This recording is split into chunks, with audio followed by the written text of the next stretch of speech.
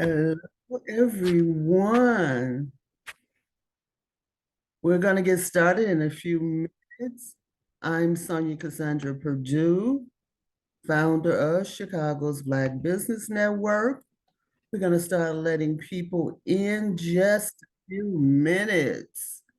Wonderful, wonderful. They're showing up. They are showing up. How wonderful.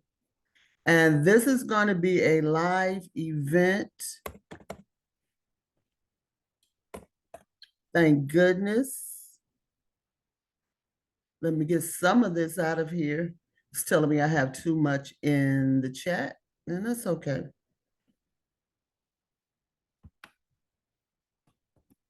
Let's do that again.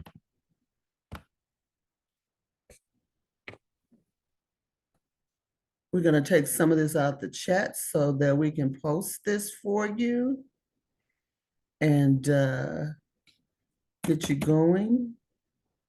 Still too much. Oh, wow. It's not taking all of that, is it? Welcome to Ask an Expert for April 17th. We're so happy that you joined us. We're going to get started. We will be live on Facebook as well. Got some things I want to share with you. Let's go live. Hey, let's make this happen. Let's make this happen.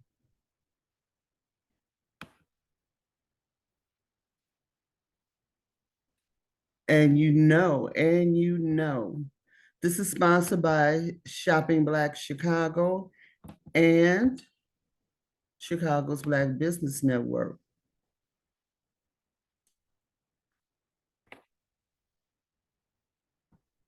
We're going to share the shopping directory with you today and show you what's going on with that. We're going to share a screen. Let me tell you what goes on. I go from the touch screen to the not touch screen and back and forth and back and forth and back and forth. And so I touch when I shouldn't, and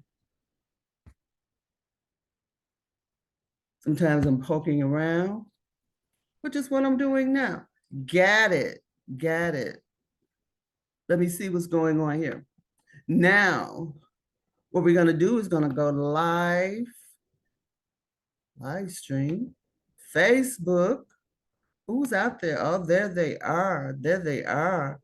We have some great guests or experts, I should say, with us tonight.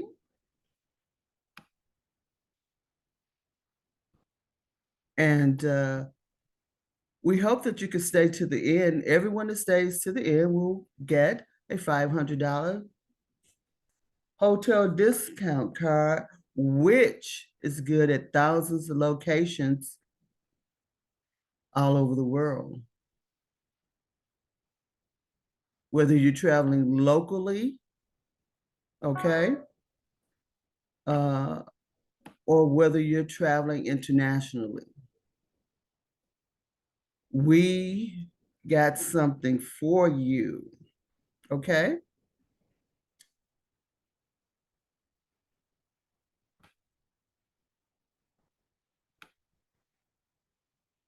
So I'm just assuming all of my screens are sharing and everything is going on here.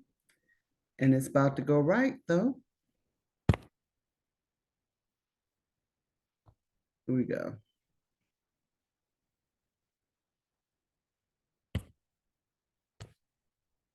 So why don't we start letting you in? That would be the right thing to do, wouldn't it?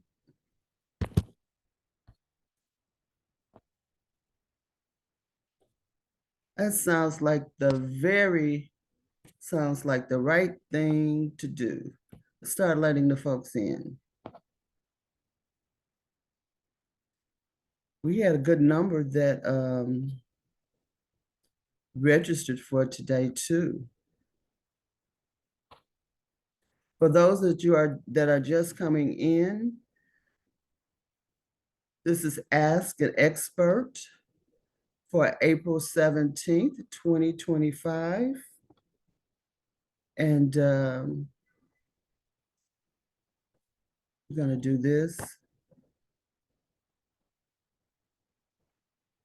so that we can do this.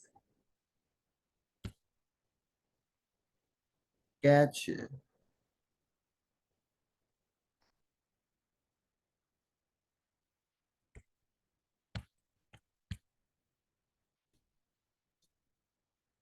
Chef Maria, good to have you.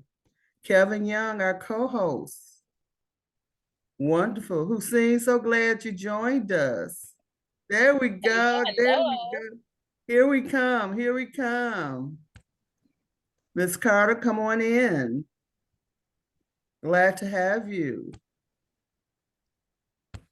Mr. James. No, that's Miss James. Michelle James. Good to have you. Let me see. View.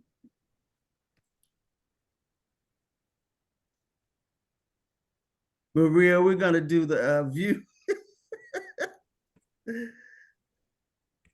Ms. Clark, good to have you. Attorney Yancey, come on in. William Burge, it's been a long, long time. Come on in. Ms. Brown, come on in. We're live on Facebook as well. Let me try it again now. We got more people coming in. How you folks doing tonight? Doing good. Fantastic. Wonderful, wonderful. I'm over here playing with this toy. They're joining, admit all. That would be nice to push that button, wouldn't it? Oh, it works too. There we go. Hello, Miss Clark. Hello, Mr. Birch. Miss Benton, how are you?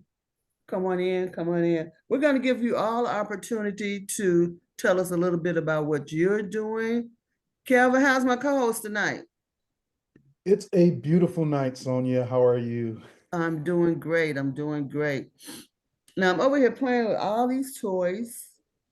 And I did want to share one thing with you. If I could do it without doing a whole lot of crazy things. Here's some more people coming in. Let me let them in. Try it one more time. One more time. Share screen. It works. Attorney Yancey, you do this like magic, don't you? Because you do this all the time, don't you? Well, I don't let them share screen in my courtroom, so. Oh, you don't? No, I don't do that. Oh, you don't do No, that? they have to submit their documents ahead of time. Oh, okay. They can't share screen, not in the courtroom. You don't. Yeah. Now, for those of you who haven't seen, this is the front cover of April 2025 Shopping Black Chicago, distributed and published by Chicago's Black Business Network. We all know who that is, don't we? Unless you're Generation Z. Marcus Garvey. He's on the cover of April. Now, we have our full-page ads are affordable. They are very, very affordable, okay? You see me rotating over there. They're clickable as well. So we have prayer breakfast coming up April 26th. It's not mine. She should be here tonight. She should be here tonight to tell us a little bit more about that. And there are all of our experts right there. We're expecting Eugene Delanato. I didn't see him with the first group that I let in. I'm going to let some more people in. I see them there in the waiting room. Attorney Gwen Yancey is here with us. Chef Maria, good to see you. And Calvin Young. Lee Hall is with us as well. That's not my newest flyer. Lee Hall is with us as well. She's up and coming in the agricultural industry. We have a directory. All these directory links are clickable and you go right to the person's webpage.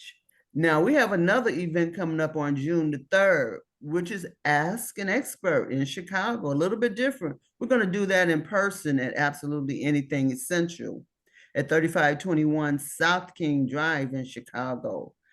Ask a plumber, ask an electrician, ask a painter, ask an inspector, home inspector, ask a realtor, ask a handyman. Kevin, if I can hold him to it, is going to teach a half an hour urban farming class, okay? And so this is going to be a new adventure for us, but we like doing new things. That's why you're here tonight. You like doing new things as well. 25 Shades of Love, Hussein is supposed to be here tonight. He's the author and poet. Oh, there's her Avon lady. Conceal and Carry Training, A-Way Training and Technical Inc. Boise Queen goes in all of my directories. Boise Queen has passed. He was such a phenomenal classical pianist that I just can't, I just don't have the words. There's Kelvin. I just don't have the words. So we insert images. We also, there's Hermione in her pies. I don't know how many of you have had her pies. Put in the chat room, have you had any of her pies recently? She's got her 4 locations and she's constantly growing. Lacey C. Williams, a tax expert, she was one of our experts in March as well, okay? We have a young lady out of Entrepreneurs Academy. She completed her 12-week class. Ooh, I completed my 12-week class at Entrepreneurs Academy, and she's a mobile bartender. So we featured her in here as well. That's my brother, The Building, that's his book. That's my book, Black America Asking Ourselves the Tough Questions. So we feature a lot of people. If you see our marketing and our broadcasting, I say to you, my passion is connecting people. And most of the people on here, that is what they do as well. Troy's supposed to be here. We're going to ask him what a strategy hacker is, to tell us what that is. He was one of our experts. Oh. I'm not sure on the last one, on the January Ask an Expert session. X-Man is a voiceover artist. He's done so many voiceovers. He's also the voice of Dead End in the Transformer TV series. So if you're looking for some voiceover training, Xavier would be your man. All of these are clickable people. He's also working with Morgan Freeman on a project. It's a historical criminal project, and it broadcasts on PBS. Don't remember the name of it. It's probably on this bio in our directory. You can go over there and check it out. And so he and I are going to do a comedy series. Isn't that something I've never done? But we're going to see how that all works out. Teen Talk, April 25th. And that we don't have enough spaces for our teens, but that's Urban Arts. They're hosting that on the west side of Chicago. This is Yvette Swanson. Do you see how many books Yvette has written? And she's still writing them. But I like this one very much. This one, I put this one in here. Brave Reflections, a journey for veterans in therapy, by a veteran in therapy. Maybe you could say a few words about that, Kevin. I thought that was very thought-provoking and very important to share. And then we have a lot of other pages, and there's a whole lot of ways to do this. I'm going to say this, I don't want to pass Corliss. This is someone you should watch. Corliss King, is someone you should keep your eye on. So we do put press releases in here. We share that. Harold Washington was on the cover of one of the directories previously. Chicago's Black Business Network, which was formed in 2008, has always been dedicated to keeping the thoughts and our experience with Harold Washington as our mayor on the minds and in the hearts of our people. That has never changed since 2008. That's what we do. And we have other advertising and things about us and about other people. We're connecting people, okay? Let a few more people, we have more people. Let's admit them all. Let's just do them all, do them all. You listen to Sonja Perdue, Chicago's Black Business Network, and Shopping Black, directory for people who are just coming in. We have just shared our directory. I'm going to say a little bit, I put some instructions in the chat room, but we've been chatting so long, we pretty much all know the rules, don't we? Okay. I do want you to add your businesses, your business links. You can also do attachments if you wish in the chat room because we want you to connect. You might put something in that chat room and you may make a connection tonight. At least I truly do hope you make a connection tonight. So be sure to leave your information in the chat room. And as you ask questions, we're gonna ask you to share what is it that you do. We want you to tell a little bit about what it is that you do. Okay. I'm going to say a few words about our co-host so that I can bring him on. He's going to take over because I can walk and chew gum at the same time, but it gets a little harder as I get a little older, okay? So I'm going to sit back here and chew gum and I'm going to let Kelvin talk, okay? Just a few words about Kelvin. I always tell folks when I'm talking about Kelvin that his resume is long as my arm and my leg, but I'm just going to highlight a few things. I'll pay you later, Sonja. You'll do what? I'll pay you later for speaking nicely about me. Please do. Please do. A former U.S. Army officer with over 22 years of experience, vast experience.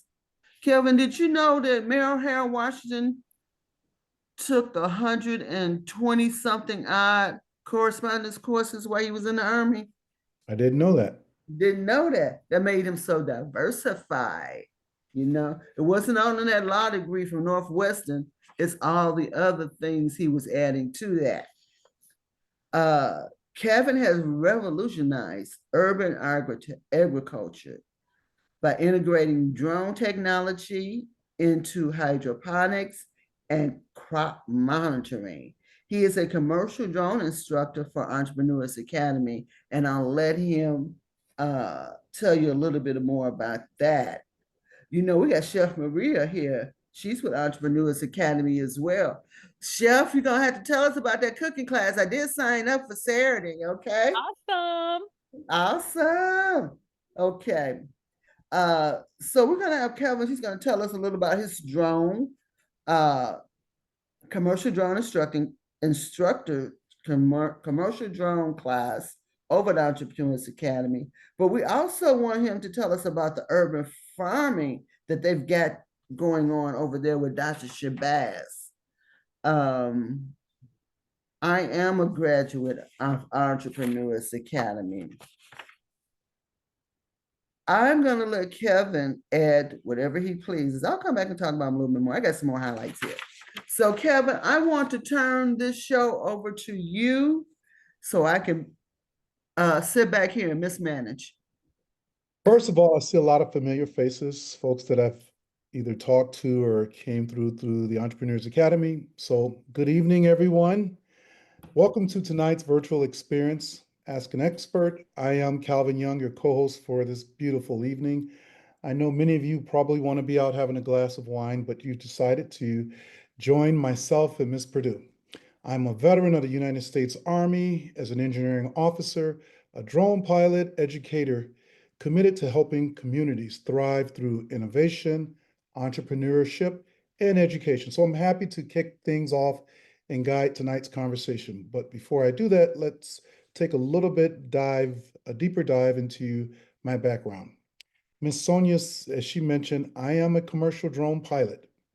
And because there's a lot of beautiful folks on the call, a lot of ladies, the drone industry has really been shooken up over the last few years, and there are a lot of lady female pilots, which is really, really phenomenal. In the past, the aviation has been dominated by Caucasian men. Now there's a lot of women getting into this field. And by the way, as a drone pilot, you can make well over six figures, $150,000 easily. That is flying a drone for real estate, for Uber style deliveries, solar panel inspections.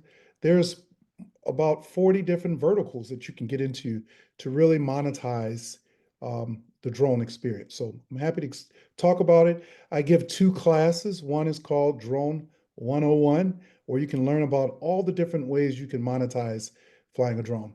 And the second class prepares you to take what is called the Part 107.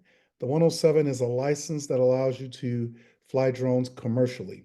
So if you're doing it as a hobby or for the heck of it, no license required. But the moment you make a penny from a contract or for flying a drone, you have to have your Part 107 license, and it's rightfully so. If you turn the news on, you see a lot of incidents around folks doing things really, really silly with drones. So you have to have your Part 107. And if you want to take my class, you can visit entrepreneursacademy.net.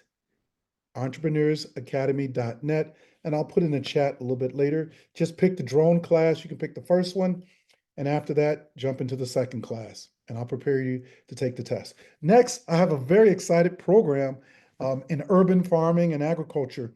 We have one of the probably the only smart garden in Chicago. I'm the master gardener on 67th Street at the Salam Health and Wellness Center. And at that garden, we're able to detect plant health 24/7, and I can do it from my phone. In fact, I spent some time in China last year. I was watching my plant health from remotely. We've got also a hydroponics lab. If you folks like to grow things indoors, I teach how to grow things using the Kratky method or setting up your own hydroponic system. Right here in my basement, I grow watermelon and I grow hibiscus. Those are my favorite to grow. I grow those right in my basement, especially during the cold season. So if you want to learn more about that, I will be more than happy. And at our space on 67th Street, we also do a lot of partnering type of activities. Last year, we had Chef Maria come by and do a food demonstration using some of the beautiful products that we grow. Chef Maria, do you remember what you prepared that day? Yes, I prepared a basil, walnut, and honey grilled cheese sandwich. I could use one of those tonight.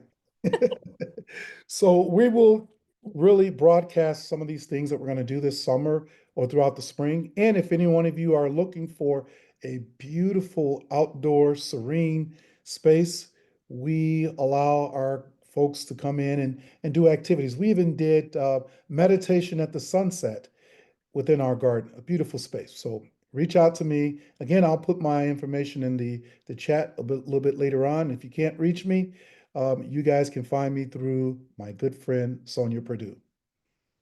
Miss Perdue, did you want me to, our special guests, start to introduce them? What do you want me to do next? Yes, I'm gonna say, yes, Chef Maria, that was a good sandwich. My friend that came with me, she went home. She don't like any kind of food. She went home and made her a sandwich and put some nuts in it. Yes, that's awesome. That's what we do. That's what we do. And that was I video recorded, and that was a great video. Did I give you a copy of that? No, but I would love to have it if you want to share. I will send it Yes, to you. I did record you. I will send it to you. thank you. You know, people, we just have it. We just have a great time. I am going to, before you go to our experts, I have a special guest here. I did show her in the directory.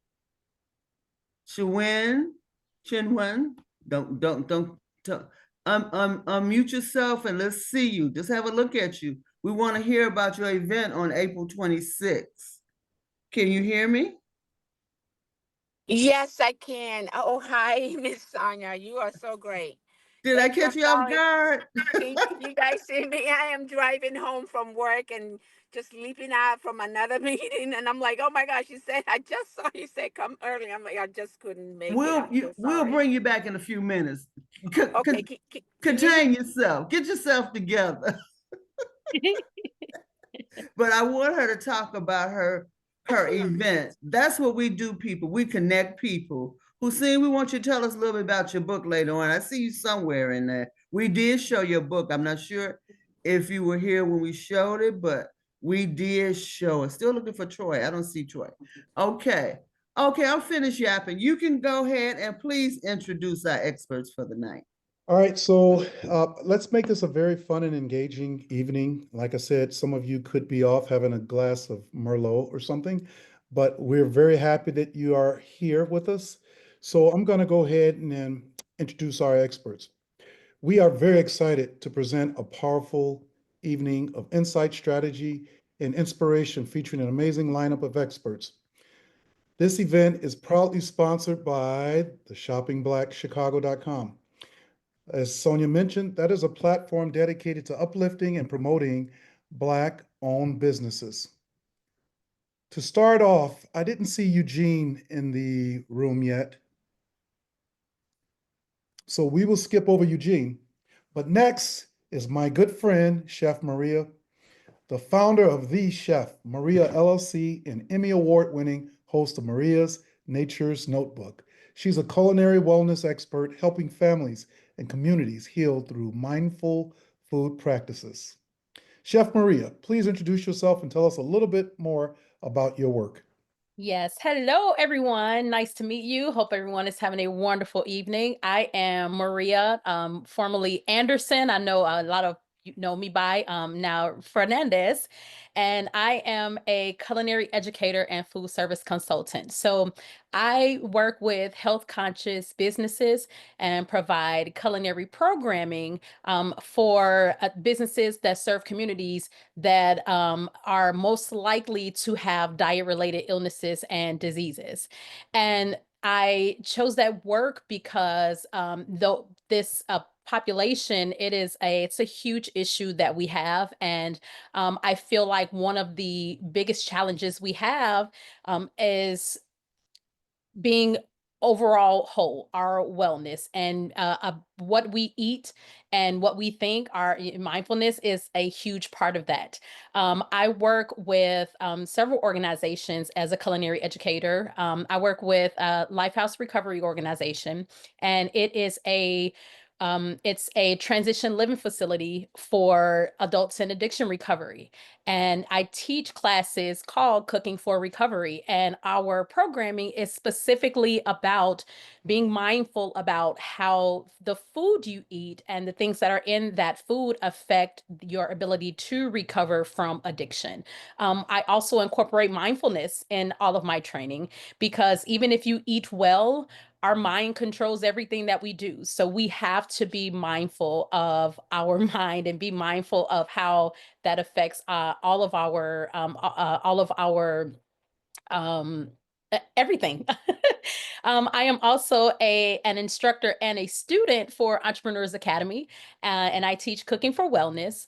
And as entrepreneurs, we are very busy, and we are another population that is very, very busy and tends to forget and to focus on ourselves. So we also teach about for example, one of my specialties I call is the sneak. So for the grilled cheese, I like to take things that we eat every single day that may be nutrient deficient and talk about ways of how to make that more nutrient dense and meeting yourself where you are. A lot of times it could be overwhelming if we're talking about eating better, eating more healthy, to think about this complete overhaul. But if we don't think about what we have to take away and instead think about what we can add, it makes it a little bit more manageable. So for example, the grilled cheese, it could be your typical ultra processed white bread, imitation cheese, margarine, unhealthy. And then you can change it and use, butter or avocado oil and sourdough bread or 100% whole wheat bread, use a mozzarella cheese, add the nuts, add the honey, add the basil. And now now we've got all of these extra ingredients to add to make it more nutrient dense. And then you feel better about yourself about making those changes. So, and also a student there, I am a career student. I've been taking courses with Entrepreneurs Academy for over a decade. But I do enjoy, educating myself and reinventing myself and picking up the next skill. Maria, I'm glad you said all those things. That is wonderful. And by the way, if you have not tried that grilled cheese sandwich, that was fantastic. I couldn't have enough, right? I kept hovering over the cook station trying to get more. I've got a few questions for you. Yes. Well, you built this business rooted in health, eating healthy and wellness. What advice would you have for a entrepreneur wanting to carve out their own niche in food or health? So I would definitely suggest trying some of everything. And what I mean by that is that there are a lot of opportunities in culinary. When I went to culinary school in the Cordon Bleu, and it really opened my eyes to things I could do beyond the restaurant. There are a lot of different courses that you can take, a lot of different disciplines, a lot of different organizations doing different things. So definitely do research and start somewhere, but start with one thing. It could be really overwhelming to do 5 different things at one time, but Mhm. start with one thing and then take some time to be quiet with yourself. Think about what it is that you did, what it is you are doing, and frequently check in with yourself to see how you feel about it. A lot of times we forget to think about our feelings and just blow them off and like, okay, what makes sense? What makes sense? And a lot of times we go against what I call our truth. We go against what we really feel, what feels good to us. And that's really important. So I would suggest just keep searching and doing and trying different things. And when you find something that kind of sparks that warmth in you and you feel like you really like to do, then just go and do that. Another thing is that find experts in the field that you're trying to do. There are a lot of people doing a lot of different things. And one thing that I've learned about a lot of us entrepreneurs, we do like to talk about ourselves and share information about what we're doing and, pass on to the next person. So definitely find people who are doing what it is that you're doing. Find organizations that are doing what you're doing. And even if it's just 1 hour a month or just one little, small thing, try to figure out how you can kind of integrate yourself into that space. Wonderful, wonderful. And as you know, Maria, I'm also an instructor at Entrepreneur Academy, but one of the things that keep me up at night is being an entrepreneur, we have our different levels of stressors, right? How are we going to pay those bills, right? And I think that's pretty common, especially if you're an up and coming entrepreneur. So my question to you, what are some of the overlooked revenue streams in the culinary world that the new Black entrepreneur perhaps should explore? Let's see. Right now, I know I have several different income streams. I am a consultant, so I help businesses who don't know how to run their kitchen run their kitchens. So that includes creating standard operating procedures, training the staff, building processes, creating logs, and running the actual management, making sure everything stays up to code. Because a lot of businesses, especially businesses that have kitchen spaces that are not food businesses, really don't know what they don't know. So that is definitely a great way to kind of help out other people if you have expertise. I'm also an instructor, and I love what I do because I can customize my training based on my audience. So for, Salam Wellness, it may be one thing. For cooking for wellness for entrepreneurs, cooking for addiction recovery for Lifehouse Recovery Organization. So if you have an expert at like some sort of expertise, there are also different platforms that are out there, different, platforms that are hiring chefs to do different types of work, things like that. I also create virtual programming. So I do virtual cooking demonstrations. And in that, I actually film the recipes and everything that I do in advance and then edit the videos. I just use iMovie and edit the videos, put my text and everything. So when I teach the virtual class, I'm playing the video in the background and not actually clicking through it. Another thing is value added products. So I make, I know I worked for the farm on Ogden, and I used to create jams, sandwiches, salads, things like that. I'm currently working on products to be able to go to the farmers markets. So if you have if you have, products that you want to sell, whether it be cookies or teas or cakes or any type of food, you don't have to just jump to a restaurant. There are so many food incubators that are out there that you can go and try out your idea, and that aren't going to break your bank, break your pockets. So those are just a few that I have that I feel like, are just different from the traditional work in a restaurant. That's beautiful. Sonja, I see you have your hand up. Let me ask one more question. So, Chef, if someone wanted to get a hold of you, how can I find you? I want you to come and teach with my youth at my local school. How can I find you? So I don't have a website yet, but you can find me if you search The Chef Maria, THEE, and I'll put it in the chat. The Chef Maria on LinkedIn, Instagram, and Facebook. You can find my information. You can send me a text message, send me a chat, make a post. And most of my work that I get is actually word of mouth. So I have a lot of referrals from other organizations. But if you just search The Chef Maria on either of those platforms, you can definitely get a hold of me. That's phenomenal. Thank you, Miss Maria Fernandez, for Welcome. being here. We're excited. Can't wait to collaborate on our next venture. Thank you. Miss Thank you. Sonja, did you have a question? I want to remind everybody, we do want you to ask questions. She gave us a lot of information on this and a lot of great information.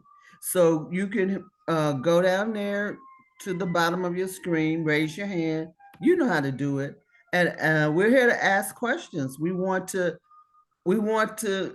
to tell us what is it that we should do. I don't know if I'm doing the farmer's market, but my little ears stood up.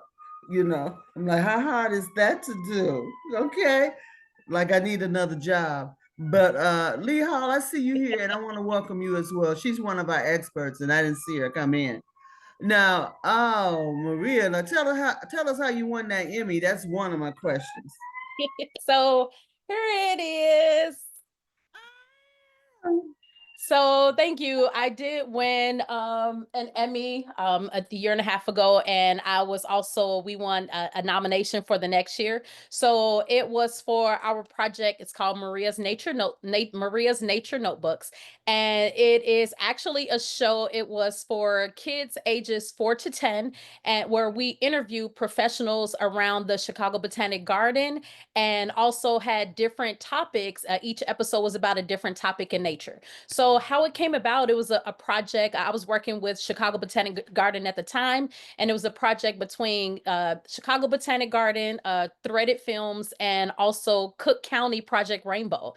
This initiative was created as a result of COVID, and Cook County wanted to task some organizations with creating programming that would help kind of close the gap from the education that was lost by kids not going to school from COVID. So all of these organizations created this programming, and when they first came to me and asked me that I wanted to host the show, like you said, Sonja, I'm like, do I really need another job? And I actually said no. I said, I can't do it. I have so many things to do. And then so one of the directors is like, well, it's for kids, and you can even take your kids. And I'm like, okay, well, a job where I can take my kids, how can I pass that up? So, it gave me a chance to get in there. And my daughter ended up, after the first when we came, she ended up getting written into the show, and we reworked the show to where we would flash back to her, because she looks just like me. We'll flash back to her, and she actually ended up winning an Emmy also for the show, and she's 15. But that is, I had no idea that anything like an Emmy was even possible. I'm just like, okay, I'll host a show. And when I came and did it the first day, I knew that that's what I was meant to do. I knew that I loved, like, oh my God, I love to host. I had already did the cooking shows, the cooking demonstrations, but doing that show, it was something that I loved. I love nature. I love relating to kids. I love talking to people. And it just came so natural to me. And then after we did the show and the director's like, hey, I submitted you for an Emmy. And I'm like, what are you talking about? What do you mean an Emmy? And he's like, no, an actual Emmy. And then when oh, hey, we did get nominated. What? And then when we went to the Emmys and we won that first time, it was all just surreal. And so to that, I would say that like myself, I often, try not to self-sabotage, meaning, say no to things because I'm afraid to do them. But because I went on ahead and stepped on faith and went and did it and loved it and kept doing it, it ended off, paying off in a way that I couldn't have even imagined.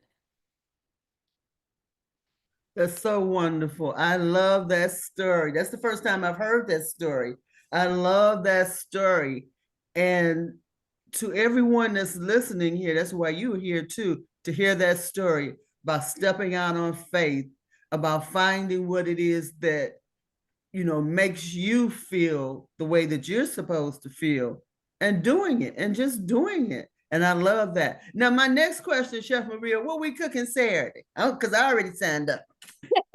So Saturday we are making it's Easter, and for Entrepreneurs Academy, I always do my cooking demonstrations on the Saturdays before the holiday, because a lot of times the holidays are when we eat the most non-nutritious things and kind of overindulge. So for this Saturday, we are doing one pan meals because it's Easter. Who wants to cook? Just throw it in the pot and go. So we are making a salmon with zucchini and a creamy tomato sauce.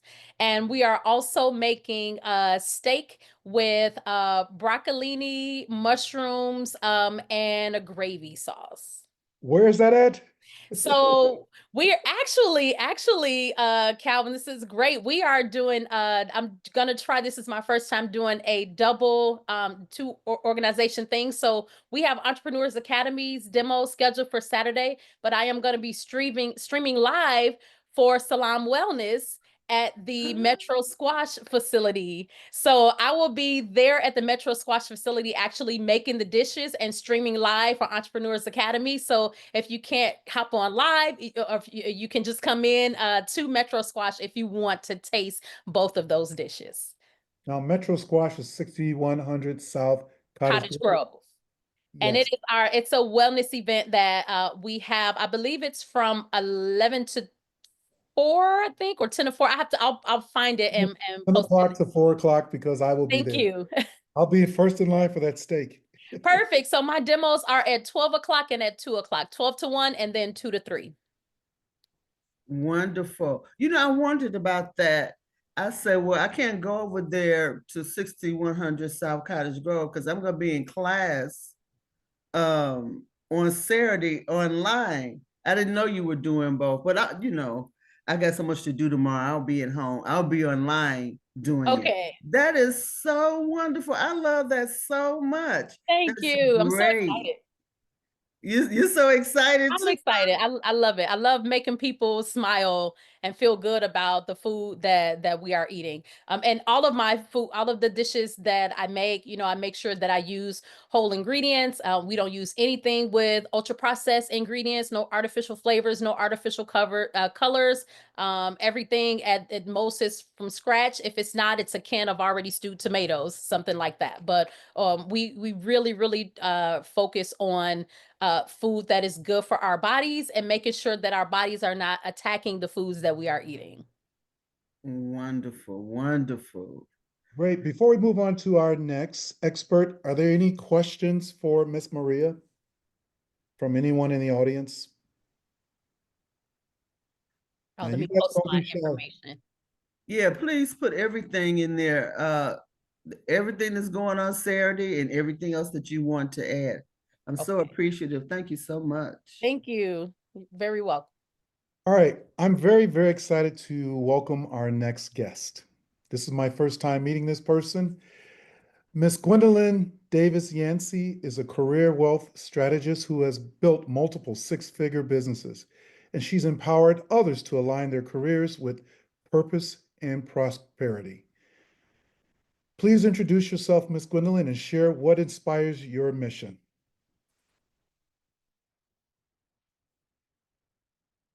You're still on mute.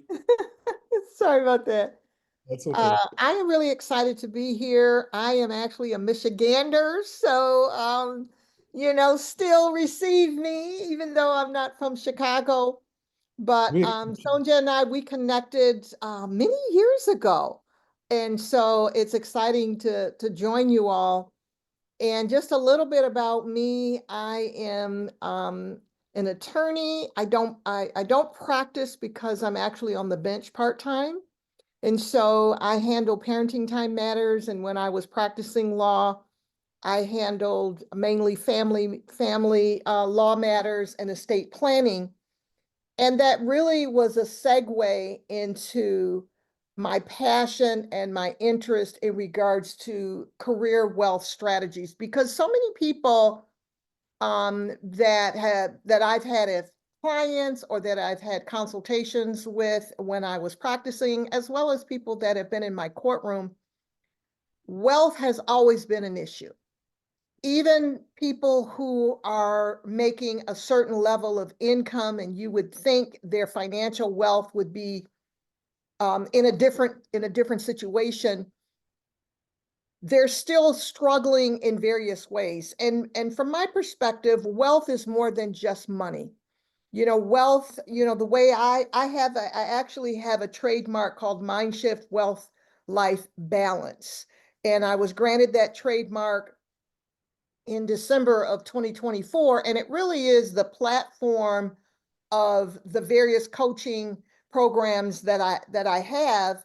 And I loved it when Maria was talking and she talked about the mind, because our minds are extremely powerful, and our minds are going to really determine, as we connect and allow our minds to connect and be aligned with our spiritual connections and our spiritual passions, to be able to go to where we were born to go. I believe that people were born to empower a specific group of people initially, laying that foundation, and then you diversify. And so just watching the struggles, and of course my own struggles, because as you're helping other people, you're helping yourself too, and you're realizing that, oh yeah, I need to implement that. I'd be having consultations, and maybe it was someone who is making a tremendous amount of money, and yet they're still living paycheck to paycheck. They're still not really being able to connect with happiness. And money doesn't bring you happiness, but it sure can put you in a different position so that you can explore different areas to determine some of the things that do make you happy. But happiness is inside.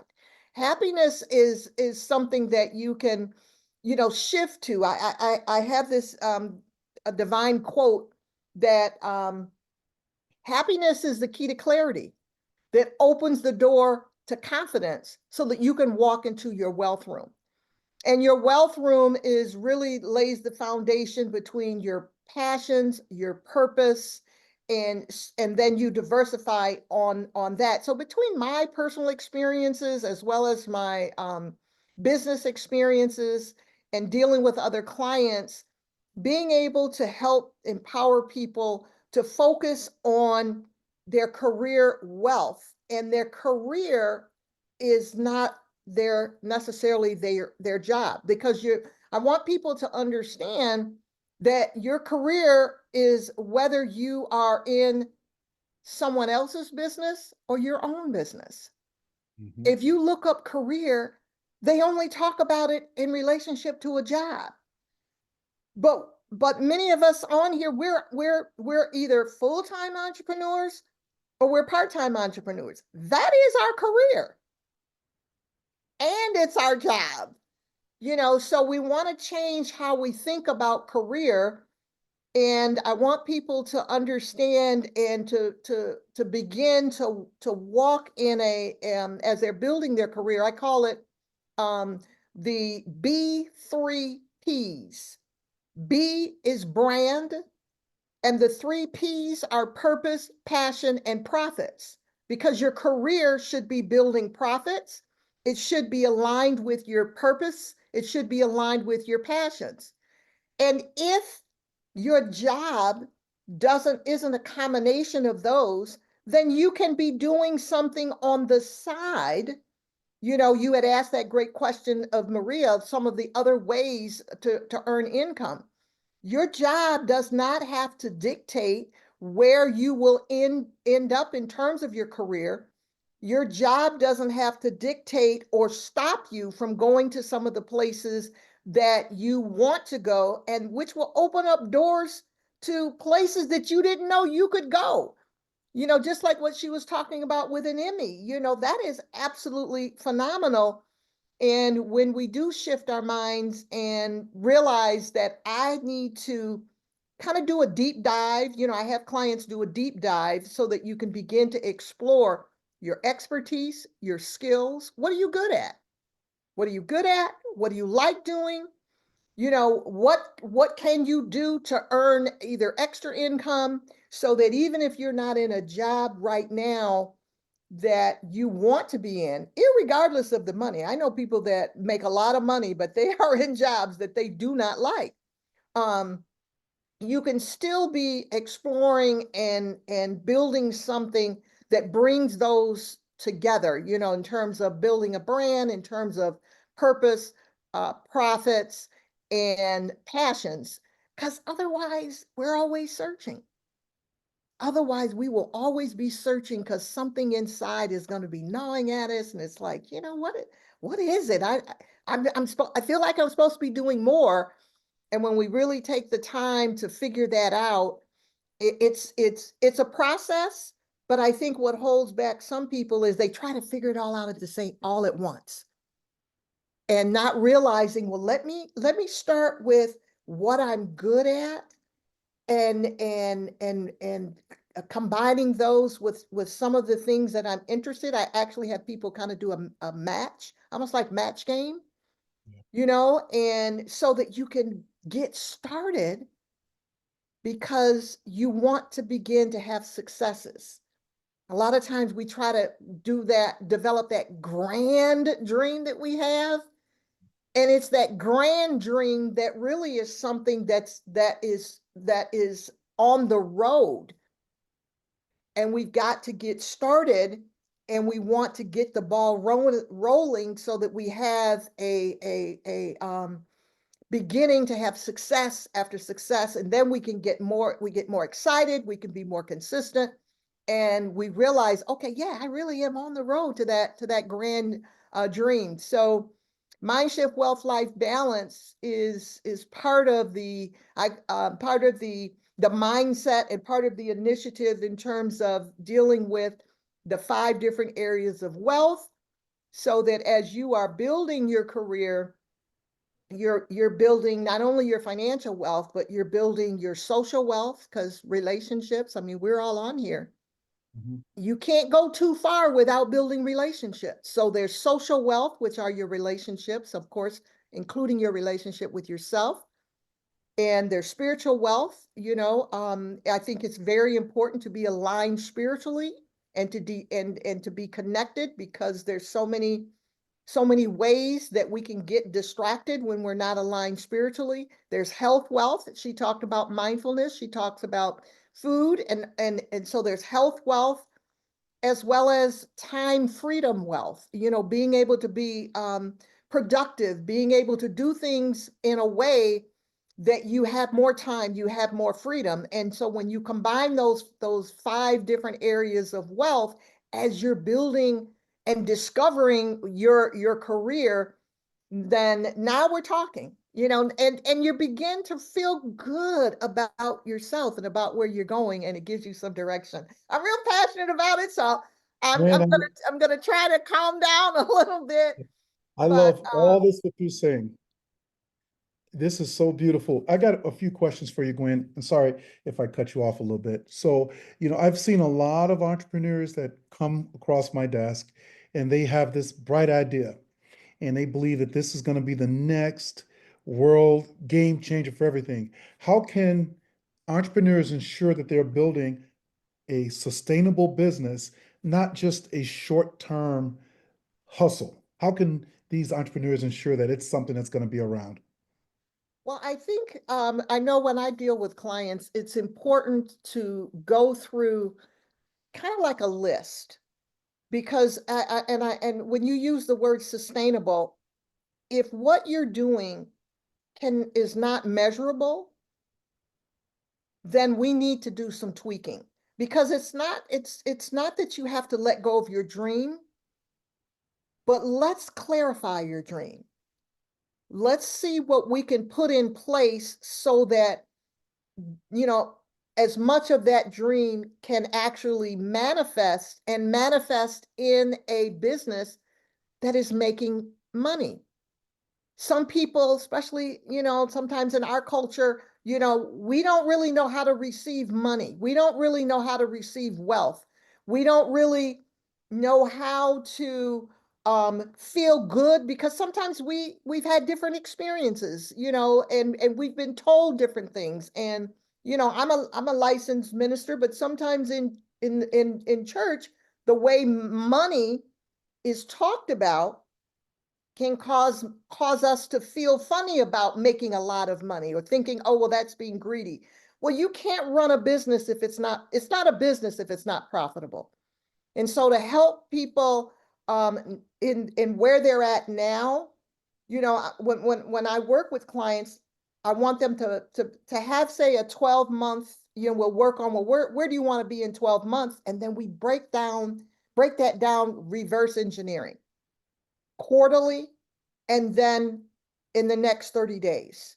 So that, and still dealing with those 5 different wealth areas, so that what you want to know, well, what should I be working on now? And what should I be working on next?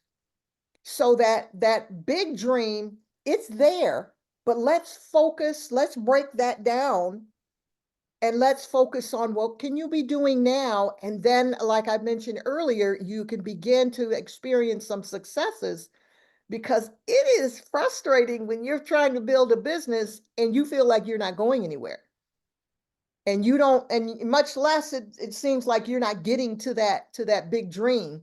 And so I don't want to crush anyone's dreams, but I want to help you get clarity. Amen, Gwen. I love it. Hey, Gwen, so do you do any workshops or any sessions on setting these goals? It sounds like when someone needs to define what their purpose is, you go through these, sounds like these workshops. Is that something you do as, you know, when you mentoring folks?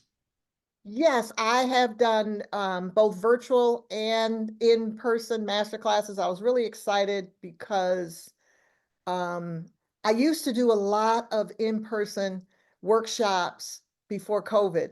And then, you know, COVID was a game changer. But, you know, when things happen, you want to be able to make those shifts. And so we started doing a lot of things virtual, but it's great to be able to be in person as well. And many times when I work with clients, I do work with clients one-on-one, as well as doing master classes, either virtually or in person. But I still do one-on-one, because sometimes, you know, with that deep dive, it's personal. Yeah. You know, it's personal, because there can be blockers that are interfering with you even being able to clarify that dream. And so, as well as promoters, a lot of times, you know, people talk about mindset blockers, but they're promoters too. We've got to discover what are your mindset promoters that can actually help you accomplish those dreams. And so I do work with clients one-on-one. I do master classes virtually and in person. Perfect. How do we find you, Miss Davis Yancey? And Gwen is good. Good. You can connect with me on LinkedIn. And so I think if you're on LinkedIn, that would be the easiest way to connect with me. I am under Gwen Davis Yancey. I think I have JD, but Gwen Davis Yancey, and Yancey is Yancey. Most people that have Yancey as part of their last name, it's CY without the E. I am on Facebook. I also am on Instagram and TikTok. but I know on LinkedIn it's actually my name. Yeah, I like TikTok. Um, TikTok is interesting, but matter of fact, I taught a career, you know, they had that for a while, they had Hillman Talk University. I don't know. And so I was part of one of those professors. I was teaching career studies 101. And so I really enjoyed that. So yeah, people can connect with me on LinkedIn, and then I will put in the chat. I have a link tree link. I can put that in there. Let me see if I can put that in there. Yeah, it did it. We've got a hand up while you're doing that. Miss Leah, you've got a question? Yeah, can you hear me? Yes. Yeah. Okay, awesome. Thank you guys so much for the information so far. I was just wondering what your perspective might be regarding people that are wanting to work for a company while simultaneously running their own LLC or being an entrepreneur.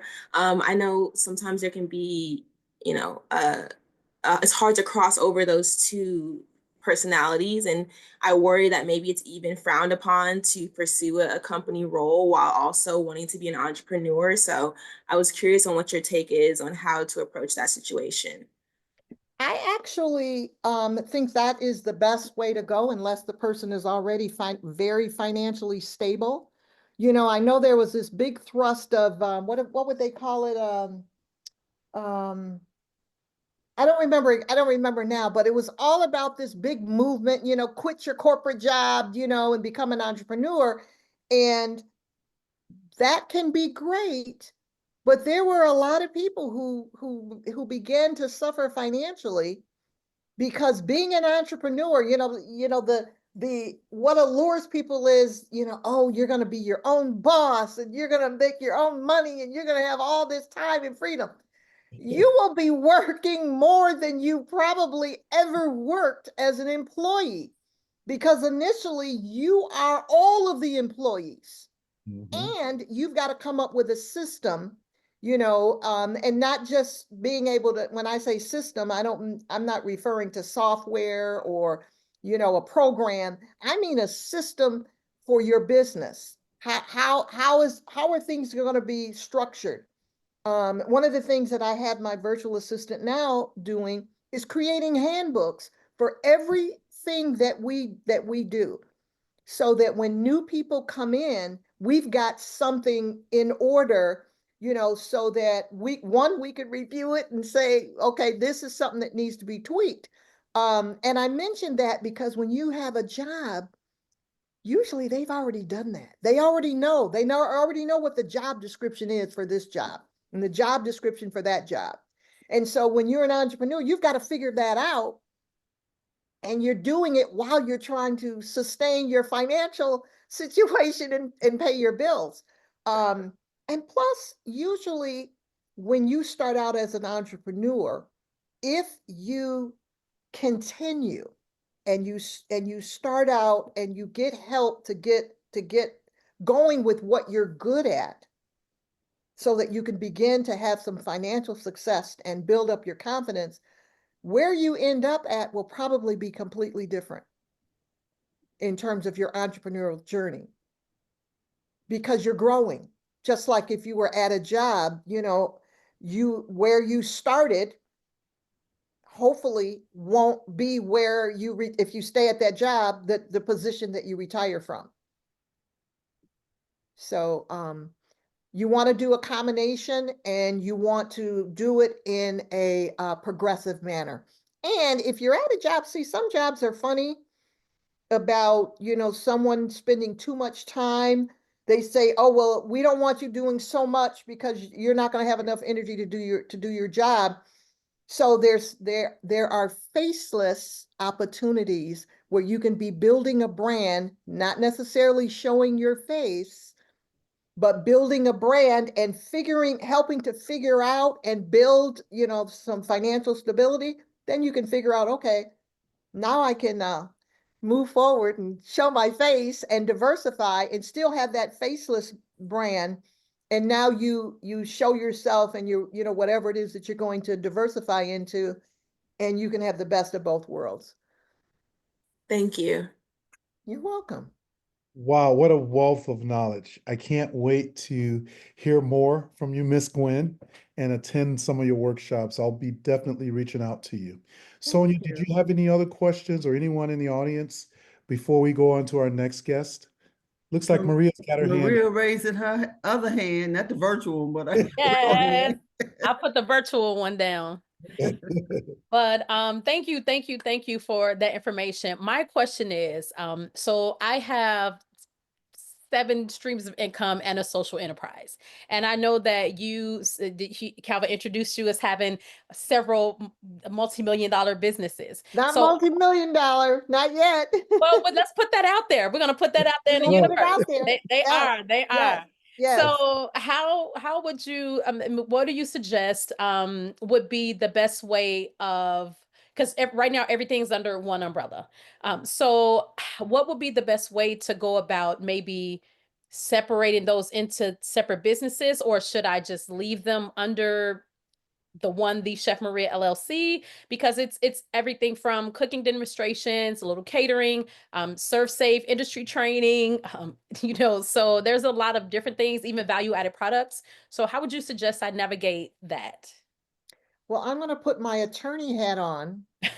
And actually, I would probably want to have a consult with you, but Okay. off of the little bit of information that you just provided, I would want to diversify. For one thing, from a liability standpoint, you don't want everything in one basket.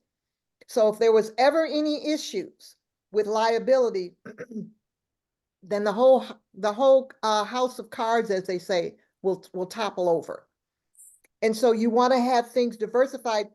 Plus, and you can have an LLC and have some doing business as, but I would suggest, and again, I would want to see what kind of entities that you have. Of course. And so you would have entities that connect, and that way you could build one or more aspects of your business and have other people running it. And some people may not even know that it's you. Because if some of the businesses are not as closely related, Mm-hmm. many times people have this jack of all trades, master of none mentality. Mm-hmm. To me, that only comes into play in the beginning, in the beginning of one's entrepreneurial journey. Because most people start off focusing in on one area. It lays the foundation of their entrepreneurial expertise, and then they diversify. So people that become millionaires, multimillionaires, and billionaires, they don't have just one business, but they started usually with just one business. And so you want to keep some things that go together, but you want to separate things that don't necessarily go together. And everybody doesn't need to necessarily know all of your business until you get, when I say all of your business, I should say all of your businesses. And until you get maybe to a point where maybe you're a multimillionaire or more, then you won't have people questioning your credibility. Okay. I remember when I first started out coaching and I had gotten these cards, and I had been practicing family law for a while, and my card said family attorney and empowerment coach. And I would hand out my business cards, and I had been in practice, I don't know, 10 or 15 years at the time. And people will say, well, are you an attorney or are you a coach? Now, family law, if as an attorney, you are coaching people because and technically attorneys are attorneys and counselors, but in family law, you're truly coaching people. But that's what made me realize, people don't understand that so many things do go together. But once you start making a lot of money, people change the way they think about you, when you make a lot of money. And even though there are people who make a lot of money and you wonder, how did they get there? But you know what I mean, in terms of how they present themselves, how did they get there? Yeah. But people just have this mentality, and so you want more people to say, yeah, let me listen to her. So if you have too many things out there that are maybe under your name specifically, people might wonder, well, does she do this, does she do that, Okay, or that something makes sense. like that. But again, I would want to see, reach out to me, and we can chat. I'm very impressed with you, so, and everybody on here. You. I'm thanking Sonja for inviting me, because this is exciting. Yeah. Thank you. Thank you so much. Thank you. Well, Thank Gwen, you. even myself, I will definitely be reaching out to you. I love your story and I love what you're doing. Are there Thank any other you. questions for Miss Gwen before we go on to our next guest? Michelle James kept raising her hand. Miss James, I didn't see that. I'm so sorry. she was. I don't know if she changed her mind and maybe she got our question answered. I kept seeing a little hand go up. Okay. And Yeah, we're excited to have you, Gwen. It's so nice to connect again, and I that you're know, doing it's been a well with while. everything. And I love what you were sharing. And in my 20s and 30s, I think if I had heard even some of this stuff, how different my life would be. But that's why we're here now. I could still do it at 70, but uh Me too. Me sharing this too. type of information, with younger people, like Maria loves to do. We don't want them to get to their 20s and 30s and 40s and have never heard this type of information before. And it happens. And it Yeah. happens. Yeah. And they miss a whole lot. So I want to thank you for what you're doing as well. Can I say Okay, one Kim. thing real quickly? Yes, ma'am. Maria, I love that you're working with kids, and so those are some of the things about career wealth should be taught in our schools. Thank you. Thank you. Okay, for anyone just joining, good evening. Tonight's virtual experience is Ask the Expert. I am Calvin Young, the co-host for the evening, and we've got Miss Sonja Perdue, which is the founder of Black Business Builders and your host for the night. So we've got some wonderful speakers lined up. The very next person I wanted to introduce is someone that is special. I look at this individual as a little sister. We've been working on and collaborating on a few projects. She is a wellness coach, an esthetician who helps others find balance through self-care, healing, and natural health. Leah, please introduce yourself and let us know how you got started and what you're doing. Thank you, Calvin. Yeah, I would love to talk a little bit about my experience in life thus far. My background is in livestock production, mostly in dairy cattle management. So I've always kind of been involved with agriculture. And from there, I kind of transitioned into food science and human nutrition, really wanting to focus on how food and nutrition kind of helps promote wellness within our bodies. So being born in Chicago, but then raised in Southern Illinois, there are farms left, right, up, down, everywhere you go. There's cows, there's orchards, everything. And yet I had no idea what agriculture really meant until my advisor just dropped me into livestock production. So it was a brand new world.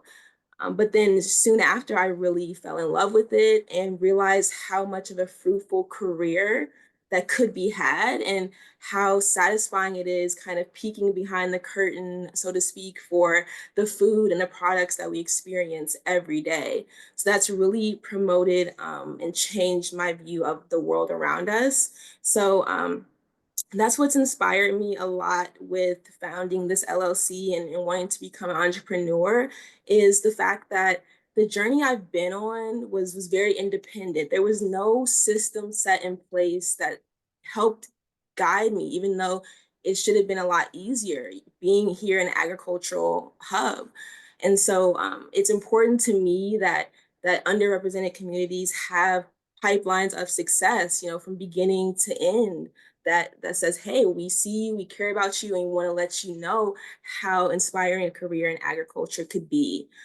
So although I'm still at the early stages, I'm partnering, of course, with some people at the Entrepreneurs Academy, specifically Calvin, and we're working on just trying to create more avenues of success, make sure we are eliminating those food deserts, and just fostering more education and wellness in the communities that really need it. So I guess questions for me would be more geared towards personal experiences from beginning to end of like a career in agriculture, as well as urban farming, as far as like livestock, um, cattle. And I do know a decent amount about food science as far as like sensory science, and a little bit about how our genetics can alter our taste perception as well. Like I know some people have heard of the cilantro topic, where some people might eat cilantro and it tastes very soapy and like really, really bitter, where someone else will have cilantro and it's just completely normal. So that is pointed to genetic differences that we have as people. And so I've spent some time researching that as well. So thank you for having me here. Leah, I'm really, really excited about the project that we're working on, where we found out that there's a big gap with these urban farmers, especially farmers that look like you and I. What are you working on to bridge the gap in terms of resources and how we're sharing these resources within our communities? Exactly, yeah. So working on a mobile application that would put the power of grocery commerce back in the hands of everyday consumers, something that's going to make that pathway from farmer to customer a lot smoother, a lot easier, and give urban farmers and small agribusinesses more empowerment to grow, to expand, to reach larger audiences, and to try new things they haven't tried before, specifically with agritourism, which is something that I'm also very passionate about. It's something that, we talked about wine a lot this evening. Every time you go to a winery, you are experiencing agritourism in that very moment. So it's honestly, all around us. My website is going to have a lot more of an introductory video on that mobile app and kind of what initiatives that we are working towards with that, and introduce me more as a company. So I will share that information as well, hoping you all can go check out that website, watch that introductory video, and find out how you can get involved and get this up off the ground. Love it, love it, love it. So Leah and I have been working on this product for a little while now, but she is going to be a rock star. So you guys keep your eyes out for Miss Leah Hall. Any questions to Miss Leah from anyone here? I do. I did have the opportunity to have a conversation with Miss Hall. I believe it was last week, and I really appreciate her taking the time, loved it. And to get a better understanding about what she was doing, because she and I had not met before. She was recommended by Calvin. Of course. I'm gonna ask you, Calvin, since you say I know everybody, Calvin, you know everybody. You No, I know Dr. Reverend Albert Sampson? I know you do. I'm not sure. You're not sure? I'm not sure. What we say, Ms. Hall? I asked her to reach out to him. He's probably in his 80s and 90s now. Dr. Reverend Albert Sampson. Martin Luther King ordained 3 ministers. Albert Sampson was one of them. Okay, he has a church on 109th, 111th. He retired from being the minister of that church. Okay. But he is, when I met him about 15 years ago, agriculture, agriculture, agriculture, agriculture, agriculture. I want to talk to him. You should talk to him. I mean, it's just all he talked about it, and all he what's the peanut man? Carter, I forget. The man that did the peanuts. That's all he talks about. Agriculture, distribution centers, farms. He's probably in his 80s, he's probably in his 90s now, He was younger than Dr. King. And I'll tell a little story about him since I got on Dr. Sampson. He was not in Tennessee when Dr. King was assassinated. He was the one, he goes to the town that they're going to, and he's I guess I probably got the wrong word. He was the rah-rah man. He get them build up and, preach to them and, help with the arrangement and that type of thing. He gets it set up for them to come to the next town. Okay. He's built their spirits, get them, you have to move people. And that's why he was not in Tennessee at that time. That's what he did. So Reverend Sampson, Reverend Jesse Jackson, author Dorothy Tillman, they were all in that age group down there in that group at that time. And you may have known Mark Allen. Mark Allen is gone. I worked with him for a year and a half, 2 years. We shared an office.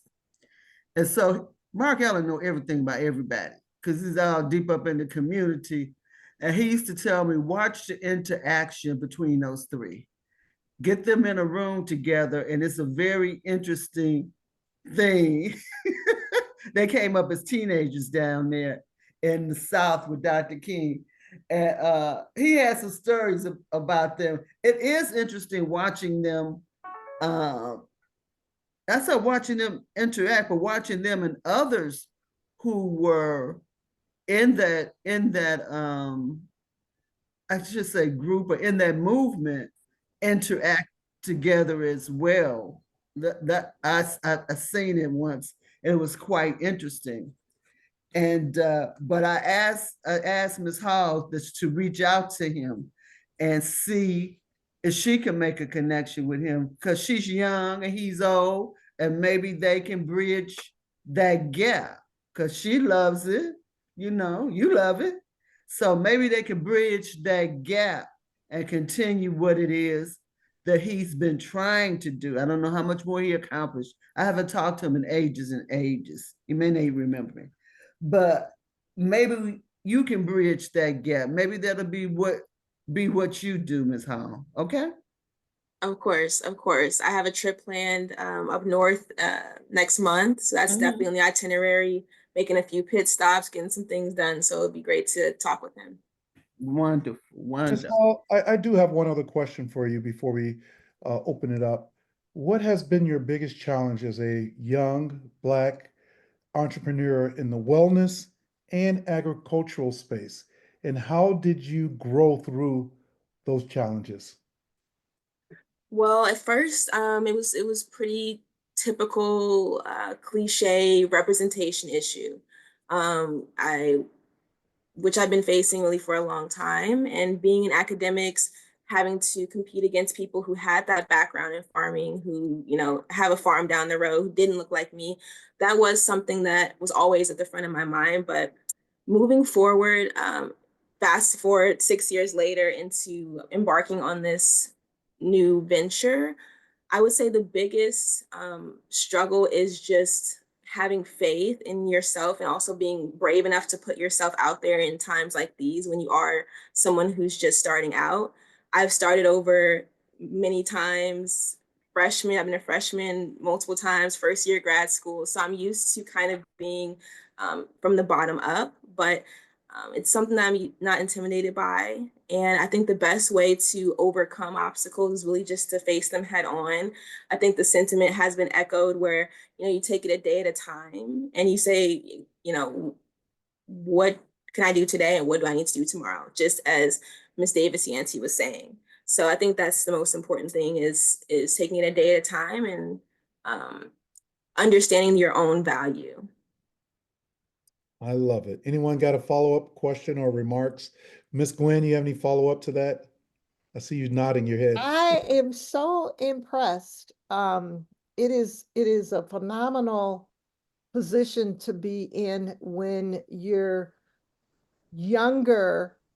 I mean, it's phenomenal wherever a person is at in the season in their life. But when you're younger and you are that focused, it is really phenomenal. And I could just see you empowering a lot of people and inspiring a lot of people. And so I don't know if you do videos and just talk, because people need to hear you. And there's going to be, I just feel like people are going to be, when you put yourself out there and just talk, it doesn't necessarily have to be super planned.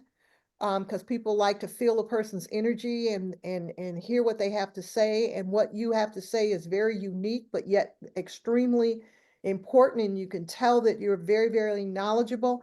They will be breaking your door down to get to you and to have you come and speak and speak to other kids. And but on another note, you know, when I went to undergrad, I majored in biology and chemistry and math. And so I really enjoyed genetics. And so it was very interesting to me when you talked about how genetics can come into and be a factor when it comes to how our bodies perceive food. Um, do you have a little, can you expound on that a little bit? Yeah, of course. So during my research, I was looking mostly at bitter taste perception. And there are a group of taste buds that were identified known as the TAS2Rs. That's their shortened name. And so those taste buds, there's about 25 of those sensory neurons there that can kind of be in different combinations that will kind of have a trickle down effect of how you perceive something in food and bitter compounds. We were looking at a variety of like pharmaceutical compounds mostly, so nothing that you would typically eat, but we were trying to identify if there was more than 25 that could be pointed to. So for different ones, if you were to look at scientific literature, there, like the cilantro, I can't think of it off the top of my head, but it has a specific TAS2R variation that's linked to that difference. But there's a whole concept of like nature versus nurture with a lot of things with food. And I was able to, I guess, determine from my research that they both, of course, matter, but that nature is a really big factor in how you're going to interact with food and even your gut, you know, like the microbiome that you have. We have that set microbiome, but that can be altered by nature, by what you choose to put in it, by what you choose to feed your gut, and that can change over time. So it can be helpful for us as a people to know what our genetic, I guess, challenges might be.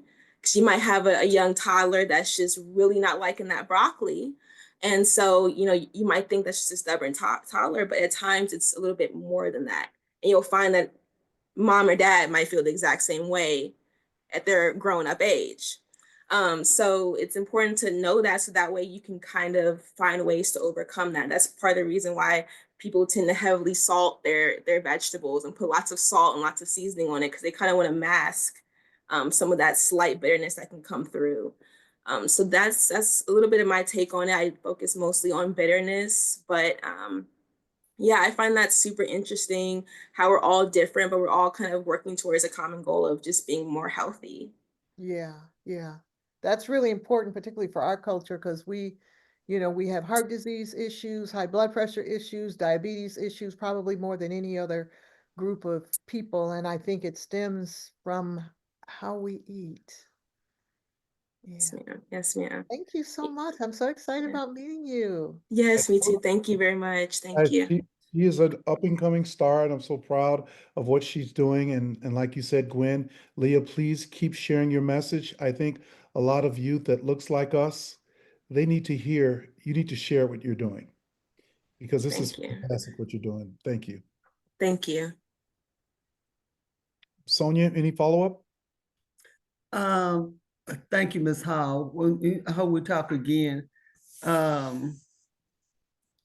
had a couple of private messages from people who know Dr. Sampson. He's not easy, but not so what? He's something else. He's a trigger. I think I told you that though, didn't I? He's a challenge, but we don't let that stop you. Dr. Francois, I saw your message. And I'm glad you made it tonight, Dr. Francois. She's been trying to make it about 3 times. So she finally drug herself on over here. And Eugene Delanato was supposed to join us as well, and I'm not quite sure what happened to him. I did send him some information. I did, let him know repeatedly what where we were going to be and sent him the link. But people have their challenges and they have things that they need to do. If I can, Calvin, I want to kind of open up the floor a little bit. That's what Uh, I'm gonna go with. Chin Win, I want her to tell us about her event on April 26th, and then we'll turn it back over to you so we can see who we have with us tonight, okay, Calvin? Absolutely. Okay. And I know I'm saying her name incorrectly. Chin Win, where are you? There you go. You tell us how to say Hi. it. It's Welcome, Chiway. How are you Chiway. guys, everyone? Yes, thank you so much for having me. I do want to. The best way to say, just like you're saying, Gawain with the Wayne in there, is the NW International alphabet saying when, as in WHE. So it's Chiway or as in Gawain, Chiway. And my full name is Chinwe Lebechi. Good evening, everyone, and I do appreciate Miss Sonja having me here. It's been a really wonderful opportunity meeting her as of what, about a week and a half, 2 weeks ago, through a brother who's really fabulous, gathering a lot of Black folks, doing almost what we're doing here tonight on this platform. But the brothers. Opportunities just really recording, and if everyone is interested, definitely reach out to me and I'll connect.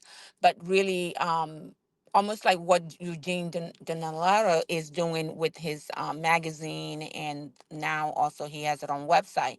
But Brother Cy Smith is gathering every Black opportunity of every Black entrepreneurs, putting it together where if you he connects all of us, to where you get to know if you need someone who's a marketer. He connects you if you need someone, just really a directory that is like right there, to help one another. So if anyone needs that and want to be part of that, I would love to connect you guys. But that's how I met Miss Sonia. I asked him, I need a marketer. I need someone who knows what to do, can get me exposed. And Sonia has ran with it. And I am so proud of her. I can't speak too much or too little about you, Miss Sonia. We're so proud of you as I presented you on our board meeting a few days ago. So anyway, what I do, I think the best would be for me to put like a good pitch in writing, what I do. If I could go back now to the chat section and put it in. But we are hosting this year. I see if we knew what's going to happen this year. But we started last year recognizing um, every immigrants, and sort of having a through award recognition. We are started um opportunity. We started it by saying a salute to immigrant women and refugees, and we use that as an opportunity to start recognizing all, and when we say immigrant, which is why we changed it this year, we inclusive of every diasporan community out here, as a way to say whoever has been able to help us out and bring an impact in our community, we want to recognize them and pat them on the shoulder. So, but our thing, it goes beyond just recognition. It goes by just you don't have to be a Hollywood star or a sports star for us to recognize you, but we're asking and encouraging everyone in their community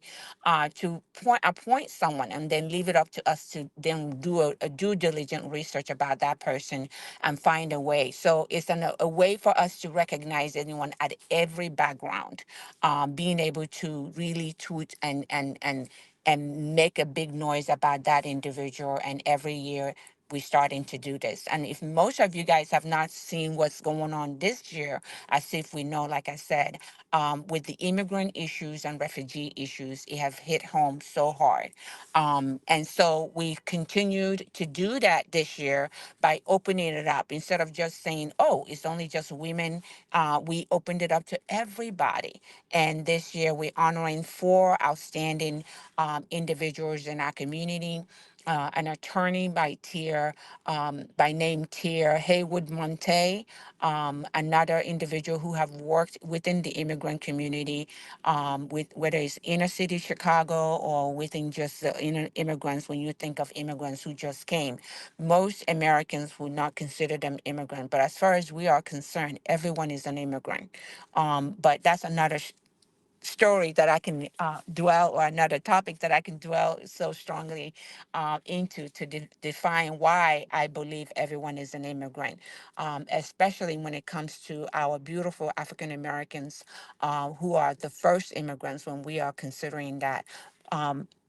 Who have actually made it and paved the way for everyone else to come here. And I say that strongly because without our forefathers who paved the legacy like Juneteenth, I wouldn't be here talking to you guys. So that's as far as will go. We use our platform for re-education and also for honoring all the legacies that we have come to embody in and live in, and be able to have opportunity to speak about.